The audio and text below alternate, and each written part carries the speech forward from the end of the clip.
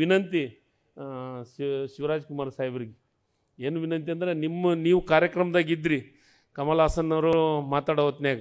ಆದರೆ ನೀವು ಭಾಳ ಸೌಮ್ಯ ಸ್ವಭಾವದವರು. ನಿಜವಾಗ್ಲೂ ನಾನು ಸೌಮ್ಯ ಸ್ವಭಾವದವ್ರ ಜೊತೆಗೆ ಅಷ್ಟೇ ಅಲ್ಲ, ಈ ರಾಜ್ಯಕ್ಕೆ ಕೊಡುಗೆ ಕೊಟ್ಟಿದ್ರೊಳಗೆ ನಿಮ್ಮ ಫ್ಯಾಮ್ಲಿ ಭಾಳ ಪ್ರಮುಖ ಸ್ಥಾನ, ಕನ್ನಡದೊಳಗೆ ಕೊಡುಗೆ ಕೊಟ್ಟಿದ್ರೊಳಗೆ ಮೊದಲ ಸ್ಥಾನಕ್ಕಾಗಿ ನೀವು ನಿಲ್ಲುವಂಥ ಕೆಲಸ ಆಗುತ್ತೆ. ಅದಕ್ಕೆ ನಾನು ನಿಮ್ಮಲ್ಲಿ ವಿನಯಪೂರ್ವಕ ವಿನಂತಿ ಏನಂತಂದರೆ, ಕಮಲ್ ಹಾಸನ್ರು ನೀವೆಲ್ಲ ಚಿತ್ರರಂಗದವ್ರಿಗೆ ಜೊತೆಗೆ ಇರೋವಂಥವ್ರು, ಕಮಲ್ ಹಾಸನ್ರಿಗೆ ಒಂದು ವಿನಂತಿ. ಯಾಕಂದರೆ ಕನ್ನಡಿಗರ ಬಗ್ಗೆ, ಯಾಕಂದರೆ ತಮಿಳು ಹುಟ್ಟಿದ ಮೇಲೆ ಕನ್ನಡ ಹುಟ್ಟಿಲ್ಲ, ತಮಿಳು ಜೊತೆಗೆ ಕನ್ನಡ ಮತ್ತು ನಾವು ಯಾವ ಭಾಷೆ ವಿರೋಧಿಗಳಲ್ಲ.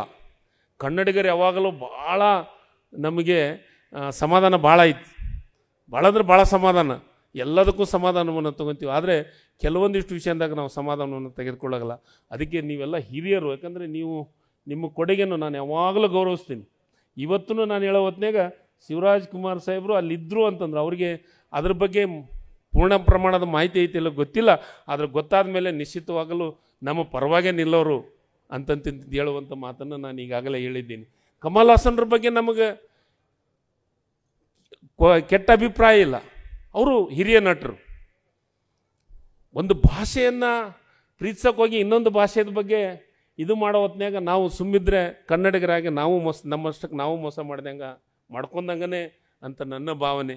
ಅದಕ್ಕೆ ದಯಮಾಡಿ ಕನ್ನಡ ಚಲನಚಿತ್ರ ನೀವು ಹೇಳಿದ್ದನ್ನು ಕೇಳ್ತೈತಿ, ಕನ್ನಡ ಚಲನಚಿತ್ರ ವಾಣಿಜ್ಯ ಮಂಡಳಿ ನೀವು ಹೇಳಿದಂಗೆ ಕೇಳ್ತೀವಿ. ಅದಕ್ಕೆ ನನ್ನ ವಿನಂತಿ, ಒಬ್ಬ ಕನ್ನಡ ಮತ್ತು ಸಂಸ್ಕೃತಿ ಇಲಾಖೆ ಸಚಿವನಾಗಿ ನಾನು ವಿನಂತಿ ಮಾಡ್ಕೊಳೋದು ಇಷ್ಟೇ, ನೀವು ಅವರಿಗೆ ಕನ್ನಡದ ವಿಚಾರದೊಳಗೆ ಯಾರೇ ಇರಲಿ, ಎಂಥ ದೊಡ್ಡ ನಟರೇ ಇರಲಿ, ಎಂಥ ದೊಡ್ಡ ಇದನ್ನೇ ಇರಲಿ, ಏನೋ ಹಾಡುಗಾರರೇ ಇರಲಿ, ಎಂಥವ್ರು ದೊಡ್ಡದು, ಅವರೆಲ್ಲರನ್ನು ಬೆಳೆಸೋದು ಇವತ್ತು ಇವನ್ನೆಲ್ಲರನ್ನು ಬೆಳೆಸೈತೆ ಅಂದ್ರೆ ಕನ್ನಡನೇ ಬೆಳೆಸೈತಿ ನಮ್ಮನ್ನೆಲ್ಲರನ್ನು.